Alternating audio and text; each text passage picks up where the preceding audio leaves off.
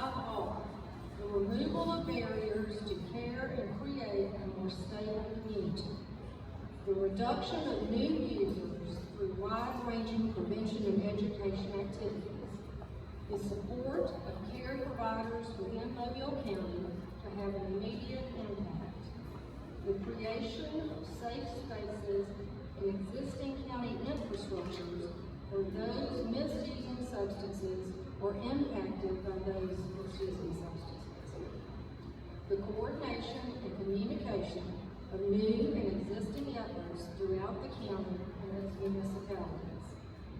These recommendations fall within the approved uses identified in the various opioid settlement agreements, the guidance given by the National Association of Counties, and the guardrails explicitly described by Attorney General Steve Marshall. With our meeting today, the targeted request for proposal process to respond to these key areas is now open to all interested parties. Helios is honored to be conducting this process on behalf of the Mobile County Commission. A good bit of information is going to be shared with you in a short period of time this morning, but it will all be available on the Helios Alliance website for your reference. Proposals submitted for consideration must fall within those 5 priority areas I just mentioned: remove, reduce, support, create, coordinate, as well as within the 4 priority areas identified in the legal settlement agreements: treatment, prevention, survival programs, and communication. Each proposal will be evaluated in 2 ways. First, by using a system dynamics-based simulation platform tailored specifically to Mobile County, and second, by a redacted evaluation process conducted by subject matter experts. Now, to elaborate briefly on the 5 key areas identified in the County Needs Assessment. First, the removal of barriers to care to create a more stable community. The way that communities experience health is not based only on health care services. There are other widely recognized factors that are described as either the social determinants of health or the social drivers of community wellness. Simply put, these are the conditions in which people live that affect a wide range of health outcomes and risks. To curb the impacts of the opioid crisis in Mobile County, meeting the following needs is critical: accessible and dependable transportation, particularly in the communities; safe, stable, and affordable housing; transitional housing for those leaving the judicial system and those leaving a treatment environment; job opportunities, particularly for those that have had a substance use disorder; wraparound services for those that are leaving the judicial system, including basic skill education, job placement, housing, and transportation assistance; inpatient substance use treatment services within Mobile County; long-term mental health care services within Mobile County. The reduction of new users through wide-ranging prevention and education activities. It is widely accepted that prevention education is an essential part of reducing drug use. Today, a good portion of efforts in the opioid space have followed the same tenets for decades that showed success in reducing tobacco use, alcohol use, and marijuana use. However, at the heart of it, opioids are different from alcohol, cigarettes, or other illicit drugs because they are often prescribed by a medical professional, and in many cases, one's exposure risk increases with age due to the higher likelihood for surgery and pain diagnoses. Filling the prevention and education gaps that have been identified will have a short and long-term impact on reducing the user pool in Mobile County.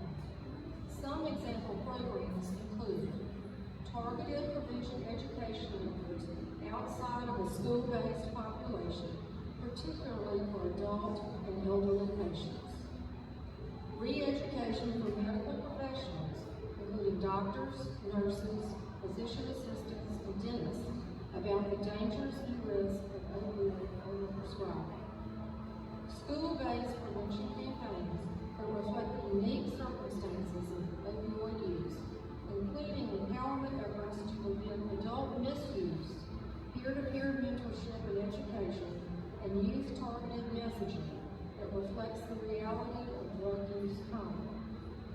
Stigma reduction campaign efforts that focus on the addiction as a disease and not a moral failing, as well as other messaging determined by focus groups and data efforts in the target population.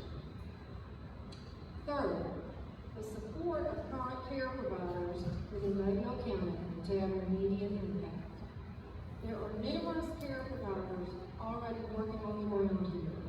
These individuals and organizations work constantly to help those most impacted by and most vulnerable to the impacts of the opioid crisis. That said, given limited resources, their good work does not go as far as it could. There is a timely opportunity to provide additional support to these entities that could have an immediate positive effect within the communities. The biggest challenges faced to care providers of this vulnerable population are often tied to the lack of financial resources and the needs to resolve this in Mobile County.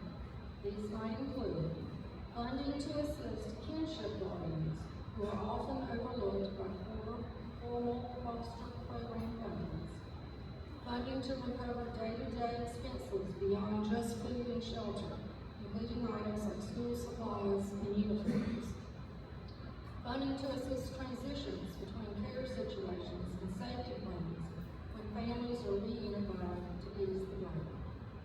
One additional gap is there is no single place to access services or information about them.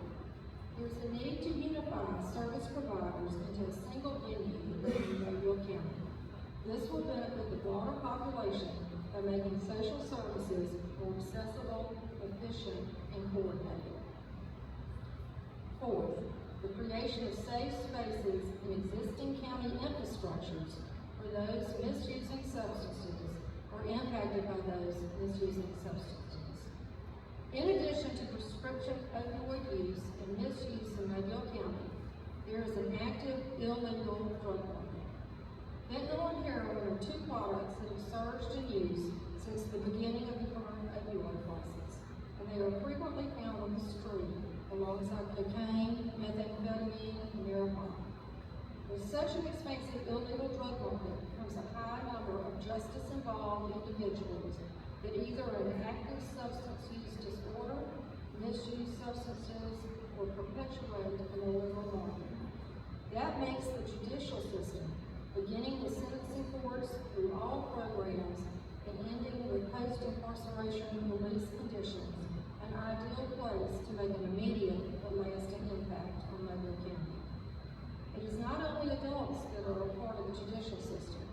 In Mobile County, minors will be involved with the justice system in two ways: juvenile incarceration at the Strickland Youth Center and the Helping Families Initiative, a program run by the Mobile County District Attorney's Office to reduce school truancy rates. And finally, the coordination and communication of new and existing efforts throughout the county and its municipalities. To close, the needs assessment that serves as the driver for both proposals and recommendations is one that is data-driven, evidence-based, transparent, and measurable, and one that requires accountability. Importantly, its conclusions have been validated by dozens of interviews conducted with subject matter experts and local service providers. To quote the Attorney General, "We owe it to the people of Alabama to get this right." It is now my pleasure to introduce Lori Miles.